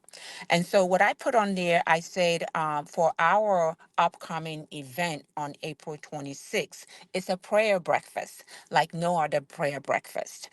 When people hear prayer, they shy away. And I want to say a really thumb up to a lot of those that I've heard here who spoke, like Gwen and Maria, who spoke earlier, really linking spirituality to it.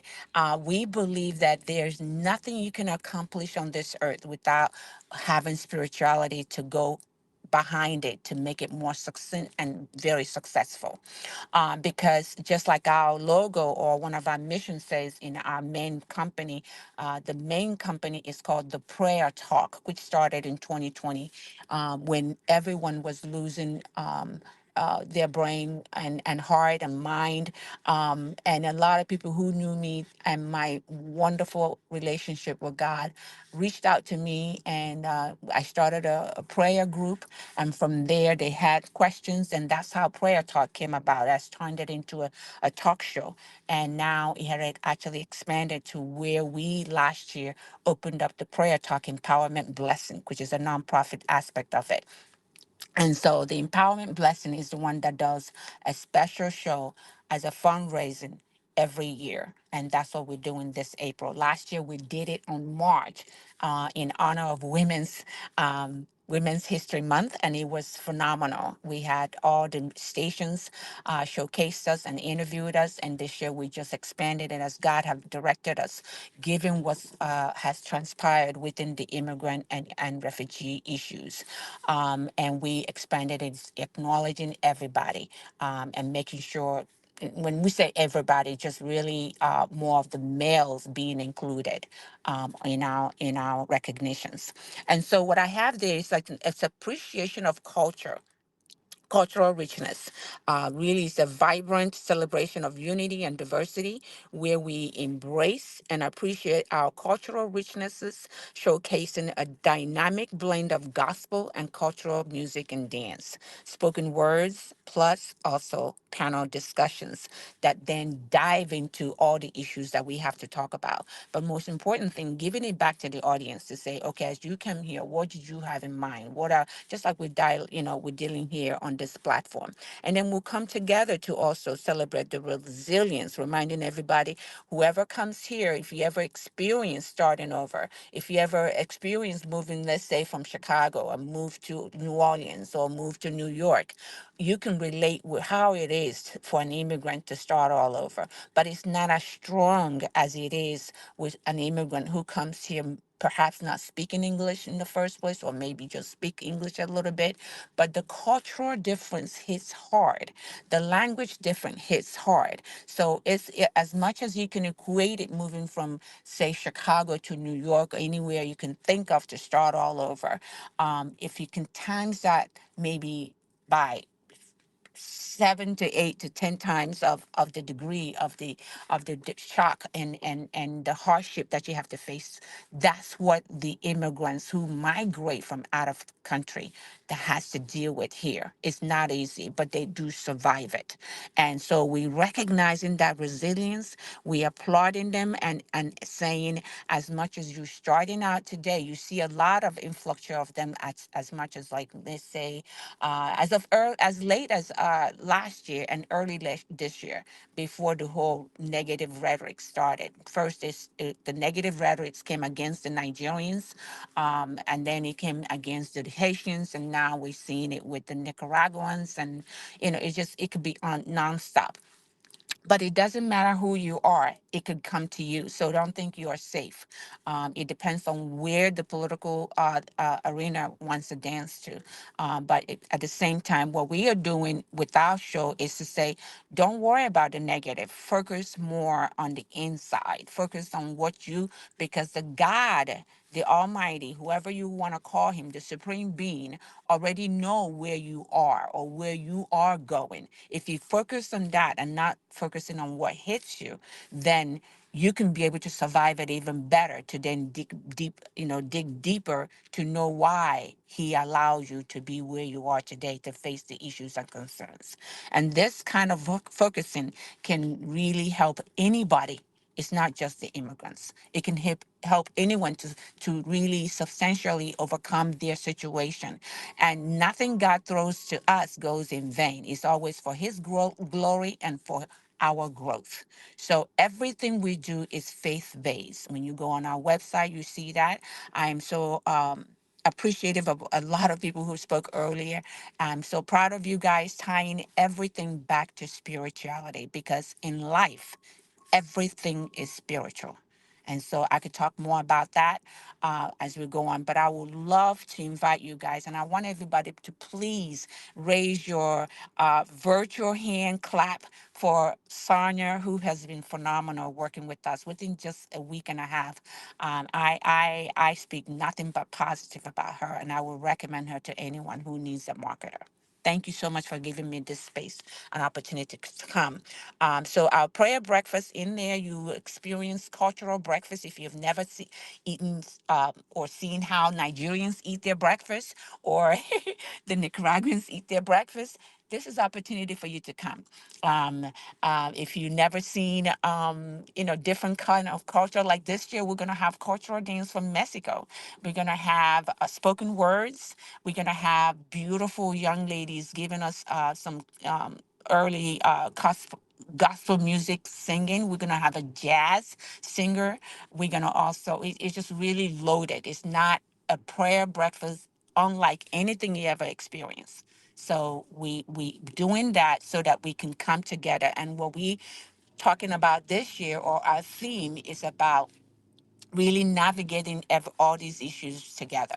Their issues, you can use it to relate to yours. And when we come together, and when the spirits come together, and again, I say everything is spiritual, but we are the upper spirit. When the upper spirits come together, magnitude, I mean, wave of magnitude can be moved. So if you believe in that, come and experience it. And this year we're doing it. The current ticket price is $45 for all this that we're giving to you, and you can't use $45 to get to any entertainment. But you have it till the 20th, till the 19th. After the 20th, it goes up to $65. Again, I thank you guys for the audience. Thank you, Miss Sonja. I'm so proud of you, and I'm so proud for everyone who has spoken here. I would love to connect with each and every one of you on a personal level. Thank you so much again. And I want to thank you as well. I appreciate you so much. But at least I don't see it. You didn't put the event information in there, or did I miss No, it? I didn't attach it. You can actually, I wasn't Oh, sure. I don't okay. want to protrude but too much. I just gave the No, you need to description. put And the tickets. let me put the No, okay, but event, maybe you couldn't talk and do the all of that. website. Maybe maybe that was Yeah. a little too much. But that's wonderful. That's wonderful. And the different thing, I'm gonna say one more thing, and then we're gonna give everybody the opportunity to speak, okay, Calvin? Because then we're gonna close out. We got a few minutes. And it's at Sheraton in Hollywood. So the vendor table is available. Uh, it's a different area for us in Chicago. Lee, South Side, majority Black people. North Side, majority other people.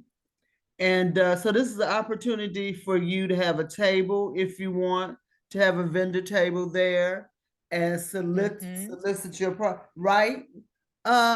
Yes, it is. And Yes. solicit some dollars out of some Yep. different communities and expose yourself to some different communities, okay?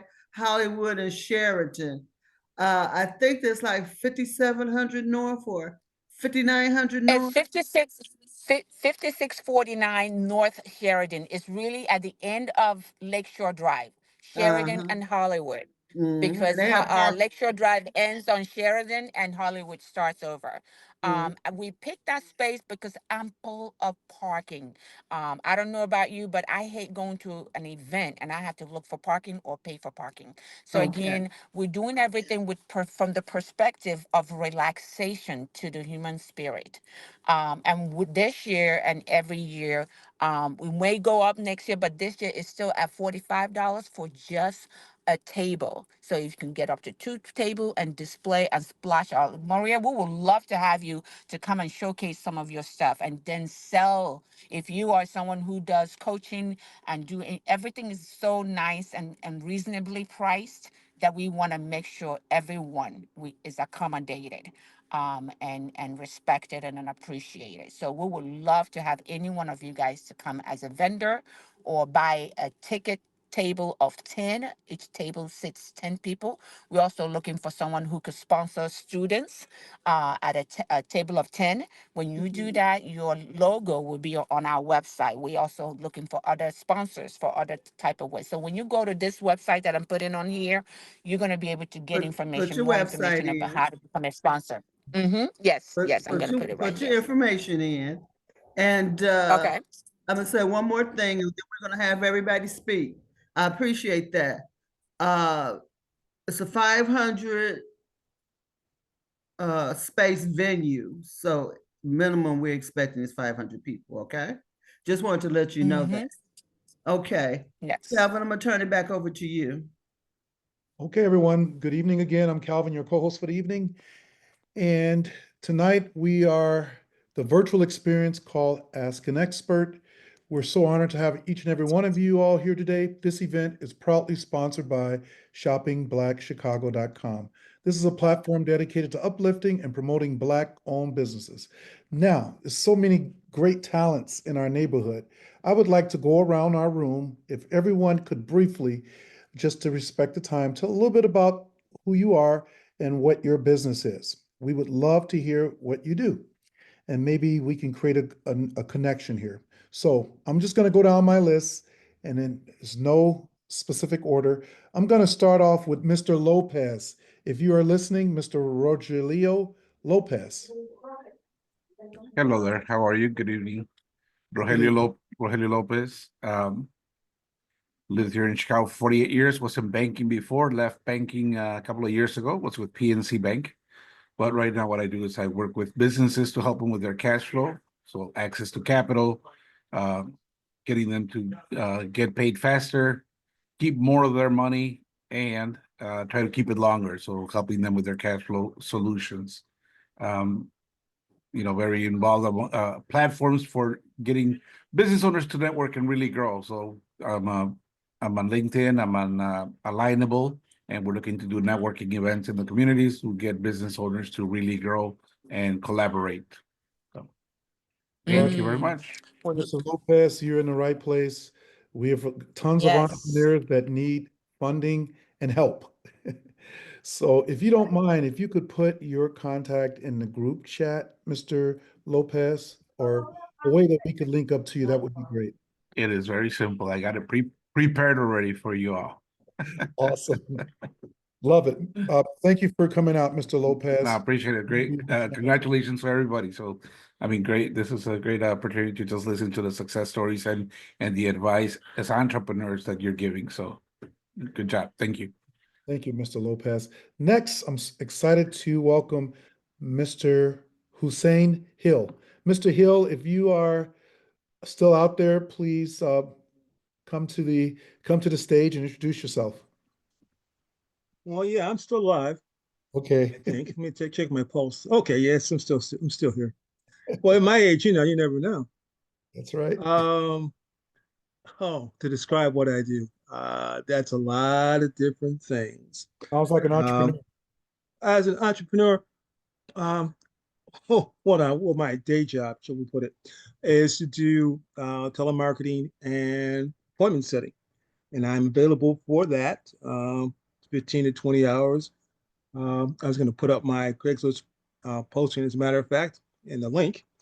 But what my passion though is the arts. It's poetry and lyrics. And I've been blessed to have 6 songs that I've co-written, played on the radio the past 12 years. Um, I've gotten 124,000 people to read my poetry on one website. And and I got to give a shout out to Sonja. I got to do that, of course. Sonja connected me with the Mr. J.W. Lance, the lead singer of the Coasters. And he is going to do a remake of one of my songs called My Winning Hand. And I've been waiting now to get that. So I can do my promotion part of it just because I want to hear it. So I can't wait. And again, thank you, Sonja, for everything. Oh, I also got to give a shout out to Sonja for my ebook, the poetry that's on Amazon, 25 25 Shades of Love, a book of modern poetry. Sonja Perdue did the formatting of it. Okay, so it wouldn't exist without her talents. I'm just some guy that puts a couple of words together that rhyme, but without the help of other people and the readers and connecting with people, it wouldn't make any difference. I mean, I could read it, but me reading it is no big deal. One last thing, and that is, and this is a true story. This happened back in 2016. I was on Twitter, as I always am, and came across a woman. I didn't know her from Eve, and I told her, "Oh, by the way, I write poetry." So I shared a poem with her. 3 minutes later, she replied to me that she was in tears because she thought that poem was the most beautiful thing she'd ever read in her life. Turned out that she was a professor at UCLA. I was touched by that. And it goes to something that I always say. I say to my friends, I say, what dollar amount do you put on that? Is that $100? Is that $1,000? Is that $10,000? Is that $1,000,000? Because for a second here, I was taken aback because I did not expect her to respond like that. I mean, it was just 3 minutes later, and the time it took her to read it, and for her to say that, I mean, I don't know what to say after that. And that poem, it's been turned into 3 different songs, oddly enough. Hussein, thank you so much. I want to say, I'm going to send everyone who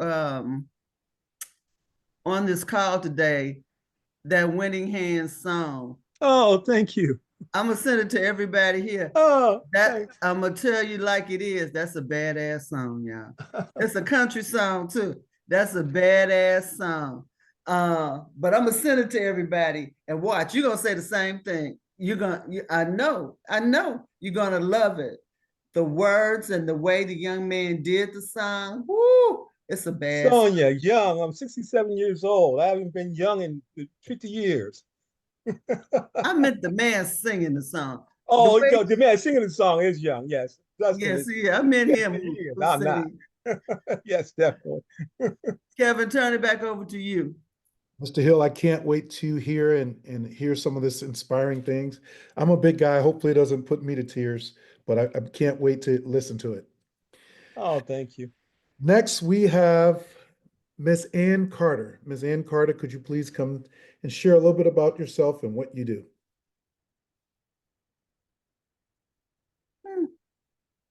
Miss Ann, are you there? Okay, Miss Ann may not be with us. Next, we have Michelle James. Michelle, can you hear us? Are you online? Maybe not. What about Lorraine? Lorraine Benton. I know it's late. Some of people are probably preparing dinner. What about Nikki Holiday? Okay, looks like Michelle is having problems with her mic. Nikki Holiday or Melissa Clerk? Melissa Clerk, are you out there? The last person on my list is Delilah Mitchell. Delilah, are you there? Hi, yes, I'm here. All right, Delilah, welcome to the evening. Tell us a little bit about yourself and what is it that you do? First, I want to say to you guys did a very amazing job. I want to say I got added here to check this out with by Maria Fernandez, who's actually my oldest sister. So definitely big ups to her and everybody else here. I myself, I'm a serial entrepreneur. I am also a chef. I've been a professional chef for 17 years. I also have a boutique and I also have a beauty business as well that during COVID when things were kind of slow, I just started selling lip glosses just to kind of supplement income, and my beauty brand, it just kind of turned into a business model on its own, which is adding purses and lip glosses. I started taking business classes, and like a year's time, I got Entrepreneur of the Year award when I back in Ohio before I moved back home. They gave me an Entrepreneur of the Year award for creating this business and also teaching other young men and women like how to get started. Because when I got started there, it was kind of shocking to try to go to some business owners to ask them like, how do I incorporate, how do I do certain things, and I wasn't getting that help that I was looking for. So I became my help, and I started companies, and I started businesses, and I've been helping people get their business going. So now I'm back home here in Chicago. I've been home about a year, and I'm really doing a big reset and rebrand because I was there in Ohio for about 10 years with my companies. So I built my brands, I built my businesses, and now, like I said, I've been home maybe like 2 years now. So I'm at a complete reset. So this is definitely encouraging information from you all of different ways for me to get going and to get started and continue on my journey. And I'm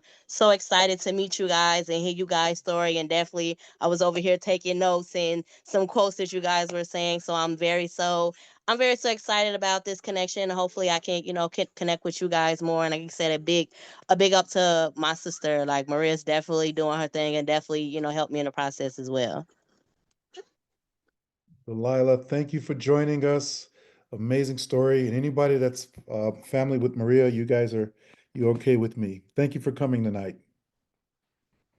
All right, there's a few folks that did type in the text. We've got Michelle James, works in a company called Your Choices. Residence in the 4973 Cherry Camp Road. I'm not sure where that is, but Your Choices. Lorraine Bitten said she had problems with the mic, but they can use the chat box. Mathleen Cynthia, Public Relations Specialist in Marianne Company. And those are the folks that weren't able to get on mic. They've communicated what they do. Anyone I missed? I think I've got everyone.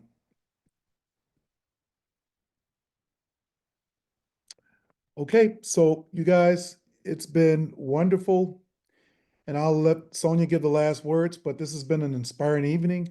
I thank each and every one of you for your experts in your different industry. And thanks for everyone that tuned in. Remember, your journey to entrepreneurship is better when we walk it together. Let's stay connected, support Black-owned businesses, and keep building. A special thanks to our sponsor, shoppingblackchicago.com. Make sure you guys share that link out to your social media. Be sure to follow up with tonight's guest. We would love for you to continue to support each other's work. Stay engaged with our network. Sonja, I'll let you give the final thoughts or any other comments. You're on mute, Sonja.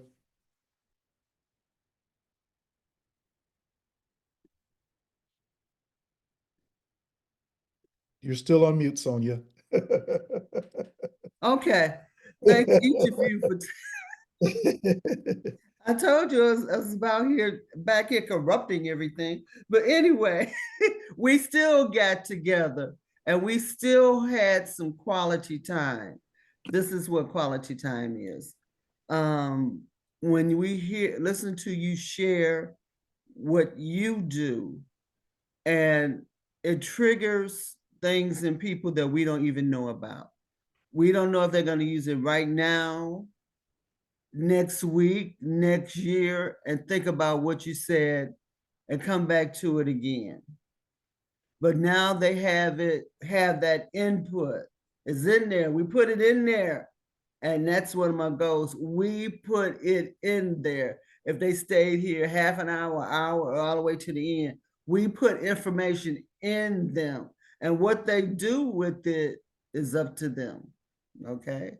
So I'm very appreciative, and that's one of my goals.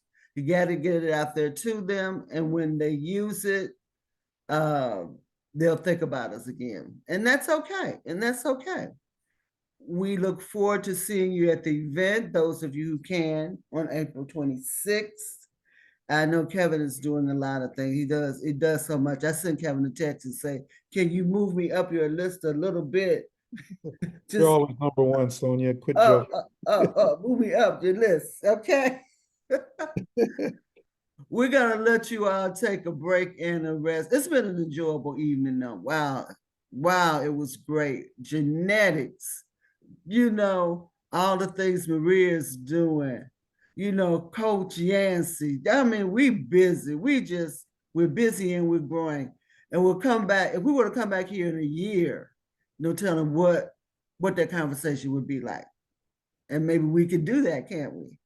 So I'm gonna give all of you a break and have a good evening. And thank you for joining us. And don't forget about the event this weekend. That's right. Maria put it in the chat room. Yeah. Please come out and support one another. We'd love to see your smiley faces at the Metro Squash this weekend. I'll try and send my thank you out tomorrow so that they have the information again. I'll try my best. Okay. Be awesome. Awesome. Good night, everyone. Enjoy Good night. Enjoy your evening. Good night, everyone. Thank you. Thank you so much. Good night.